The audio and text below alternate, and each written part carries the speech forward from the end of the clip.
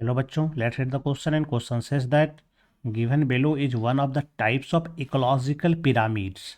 This type represents। तो यहाँ पर हम देख सकते हैं कि एक इकोलॉजिकल पिरामिड का पिक्चर बना हुआ है और इसे आइडेंटिफाई करना है कि ये किस प्रकार का किसका इकोलॉजिकल पिरामिड ये बना हुआ है।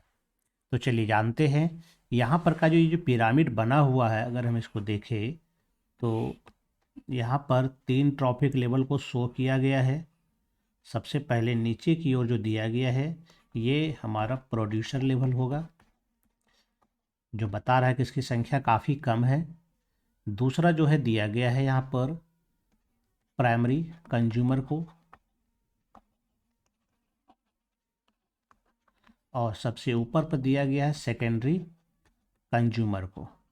तो यहाँ पर स्पष्ट रूप से दिख रहा है कि किसमें ऐसा हो सकता है। एक एक करके हम लोग देखते हैं, ऑप्शन के अनुसार हम लोग चलते हैं क्या हो सकता है। पहला कहता है pyramid of numbers in A grass land, है ना।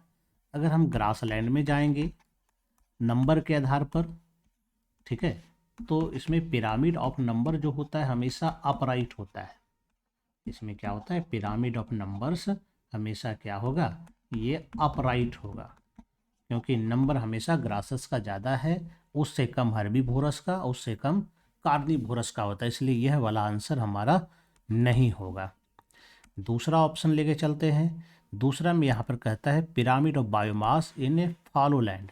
तो फॉलो लैंड में क्या होता है, यहाँ पर चूँकि किसी प्रकार का कोई वेजिटेशन नहीं होता है, ज़मीन को खाली छोड़ दिया जाता है ताकि फिर से वहाँ पर न्यूट्रिएंट की भरपाई हो सके, यानी फसल काटने के बाद जो ज़मीन छोड़ा जाता है उसको हम लोग फॉलो लैंड कहते हैं।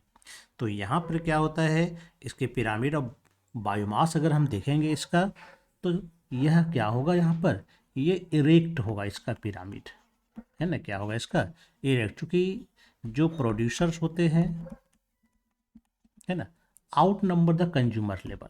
ये क्या होते हैं, आउट नंबर द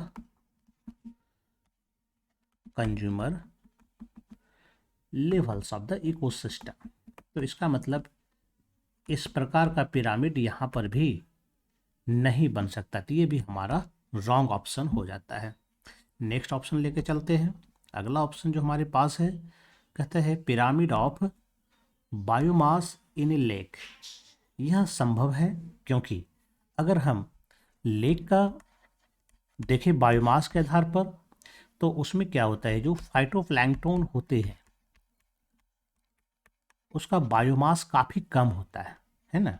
इसका जो बायोमास होता है काफ़ी कम होता है ना। कारण है कि ये शॉर्ट लाइव्ड होता है ना। ये ज़्यादा दिनों तक चूँकि ज़िंदा नहीं रहता है, इसलिए इसका बायोमास भी नहीं बढ़ता। लेकिन इससे ज़्यादा बायोमास प्राइमरी कंज्यूमर का होता है, फिर उसके बाद सेकेंडरी कंज्यूमर का फिर लेस हो जाता है प्राइमरी कंज्यूमर की तुलना में। तो यहाँ पर इस प्रकार का पिरामिड बन सकता है ना। तो ये हमारा बिल्कुल सही जवाब होगा, C number, pyramid of biomass in a lake. और जो फोर्थ ऑप्शन हमारा कह रहा है, ये कहता है एनर्जी पिरामिड इन ए स्प्रिंग।